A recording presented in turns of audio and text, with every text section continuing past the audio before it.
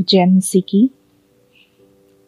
इस समय मैं आपको एक वचन से उत्साहित करना चाहूँगी। जिस वचन ने मुझे उत्साहित किया उसके द्वारा, जैसे फिलिपियों की पत्री 2 अध्याय उसमें 4 वचन में लिखा है, हर एक अपने ही हित की नहीं वरन दूसरे के हित की भी चिंता करे। जैसा मसीह यीशु का स्वभाव था वैसा ही तुम्हारा भी स्वभाव हो। आमीन। इस वचन ने मुझे उत्साहित किया और दिखाया कि हम जैसे कभी कभी हमारे आसपास हमारे जो रिश्तेदार हैं या हमारे भाई बहन हैं या हमारे चर्च मेंबर हैं, हम कंपटीशन करने लग जाते हैं उनसे। पर यहाँ वचन ये कहता है कि हर एक अपने ही हित की नहीं पर दूसरों के हित की भी चिंता करे।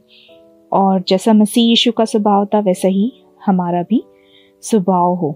जैसे हम देखते हैं यीशु के जीवन से कि कैसे यीशु मसीह का स्वभाव था।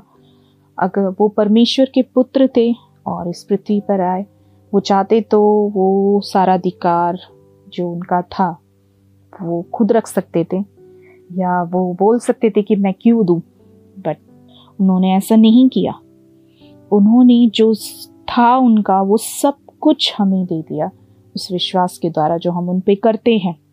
उन्होंने अपने चेलों को अधिकार दिया, उन्होंने सारी मनुष्य जाति को अधिकार दिया। जो भी उन पे विश्वास करता है वो उद्धार पाता है।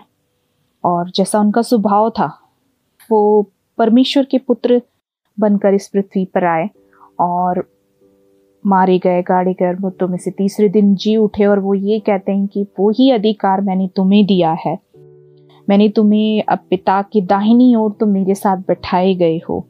तो हम उस स्वभाव से यही सीखते हैं कि यीशु मसीह का स्वभाव एक देने का था।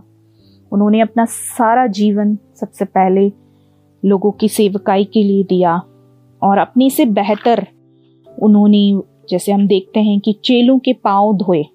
जब चेले उनसे प्रश्न करते हैं कि तू गुरु होकर हमारे पांव क्यों धोता है।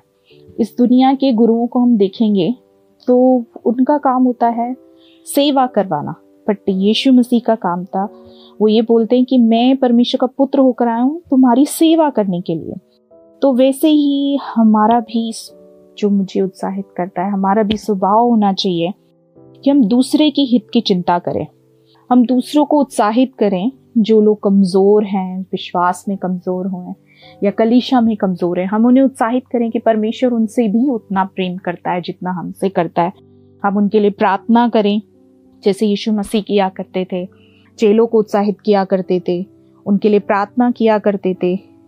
वैसे ही हम एक दूसरे को उत्साहित करें, एक दूसरे के लिए आशीष का कारण बने। हम जब भी किसी विश्वासी से मिलें या हमारे परिवार में किसी से मिलें तो हमारा बोलना उनके लिए आशीष का कारण हो, हमें उन्हें उत्साहित करने वाले हों और हम उनके लिए वो प्रेम दिखाने वाले हों जैसे यीशु ने इस दुनिया में प्रेम को दिखाया।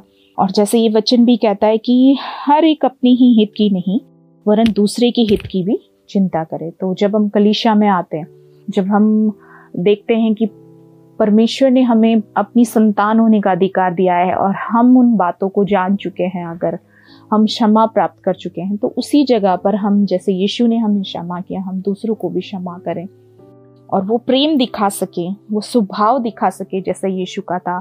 मैं आप सबको यही उत्साहित करना चाहूंगी कि आप भी परमेश्वर की संतान हैं, परमेश्वर आपसे भी प्रेम करता है और इस सुबह जो भी परमेश्वर आपसे वायदे करता है, हमारा स्वभाव मसीह में बदलता जाए, हम उसके जैसे होते जाएं, लोगों को उसका प्रेम दिखाएं।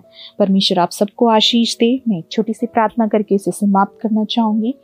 पिता, हम धन्यवाद करते हैं इस सुबह जो आपने हमें दिया इस वचन के जरिए कि हम एक दूसरे की चिंता करें, एक दूसरे के लिए हित का सोचें जैसे मसीह का स्वभाव था। पवित्र आत्मा के जरिए वो स्वभाव हमें बनता जाए कि हम आपके पुत्र और बच्चे बनकर प्रकट हो सके इस दुनिया में, एक नमक और ज्योति बनकर प्रकट हो सके और आपकी महिमा के लिए इस्तेमाल हो सके। हम धन्यवाद करते हैं आपके इस प्रेम के लिए, आपके इस वचन के लिए। और जितनी भी भाई बहन सुन रहे हैं इस समय, पिता, उनको भी आशीष करना। जो कोई भी परेशानी, निराशा में है, उनको भी उस निराशा और परेशानी से निकालना और उनकी मदद करना परमेश्वर, की वो मसीह में बढ़ने पाए, मसीह की पहचान में बढ़ने पाए, मसीह के प्रेम को चखने पाए और उनके जीवन में वो प्रेम दिखने पाए। धन्यवाद करते यीशु के नाम से मांगते हैं। सबको जय मसीह की। परमेश्वर आप सबको आशीष दे यीशु मसीह के नाम से। आमीन।